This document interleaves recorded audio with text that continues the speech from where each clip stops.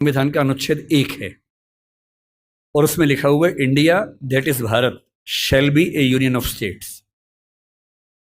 बड़ी इंटरेस्टिंग बात है कि उस समय डिबेट थी कि भारत का नाम भारत रखें या इंडिया रखें। कुछ लोगों ने आर्यव्रत भी कहा, आर्यव्रत कहा, कुछ ने हिंदुस्तान कहा, सब नाम चले।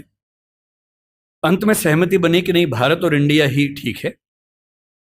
नेहरू जी ने खुल के तो नहीं, पर नेहरू जी के पर्सपेक्टिव से जो बात वहां पर ज्यादा आई वो ये थी कि हमारे संविधान के बनने की प्रक्रिया में जो बहुत सारे एक्ट थे जो अंग्रेजों ने बनाए थे, जैसे इंडिया इंडिपेंडेंस एक्ट 1947 का है, 1935 का एक्ट था, उन सब में इंडिया का इस्तेमाल था।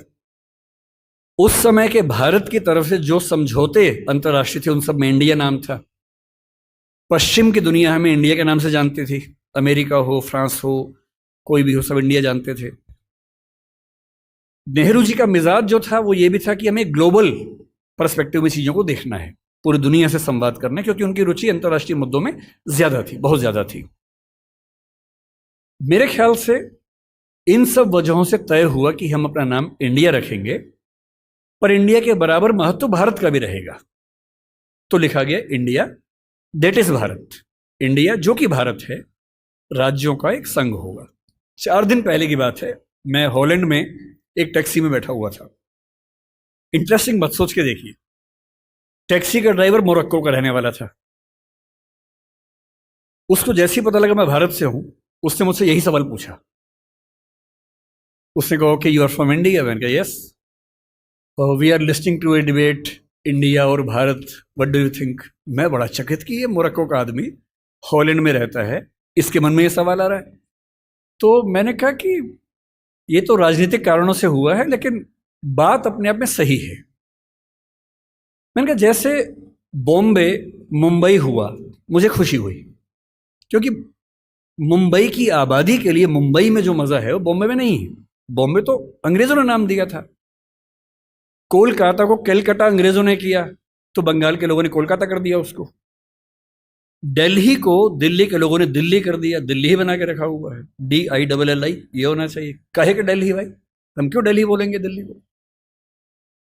ये सारे तर्क अगर सही हैं, अगर बर्मा का नाम म्यांमार होना सही है, क्योंकि उनकी जनता की आवाज तो म्यांमार में है, बर्मा में नहीं है।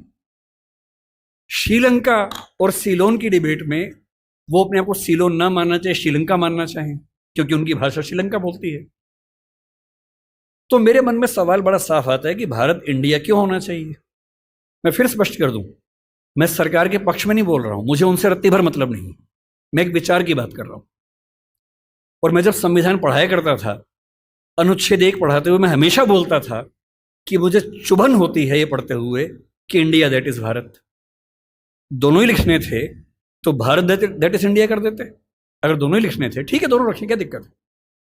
इंटरेस्टिंग बात इसके बाद है, मोरक्को के उस ड्राइवर ने उसके बाद पता है क्या कहा, हिंदी में अगर बताऊं, बोले अच्छा अच्छा ये मामला है, अब समझ में आया। फिर बोले कि बड़ी इंटरेस्टिंग बात है, हमारा नाम मोरक्को पड़ गया फ्रेंच लोगों की वजह से।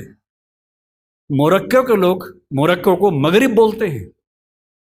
और जब मैं सऊदी अरबिया गया, सऊदी अरब के लोगों ने मुझसे पूछा कहां से आए हो, मैंने कहा मोरक्को। उन्होंने इस भाव से देखा कि मैं पागल हूं, बोले नहीं, मगरिब से आए हो। अगर मगरिब की आबादी खुद को मगरिब कह के खुश है, तो उसे फ्रेंच लोगों की वजह से मोरक्को क्यों कहा जाए? इंडिया शब्द वेस्ट ने दिया और बुरे भाव से दिया। उनकी नजर में इंडियन होने का मतलब है बहुत पिछड़ा हुआ होना, रेड इंडियंस, वेस्ट इंडियंस। तो आज ये क्यों हुआ?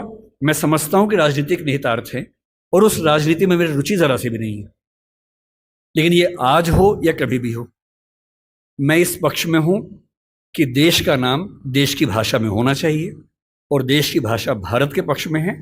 आप इंडिया भी रख लीजिए, इंडिया दैट इज भारत के बदले भारत दैट इज इंडिया मेरी पहली पसंद होगी। मुझे इंडिया से दिक्कत नहीं है, पर भारत मेरी पहली मोहब्बत है।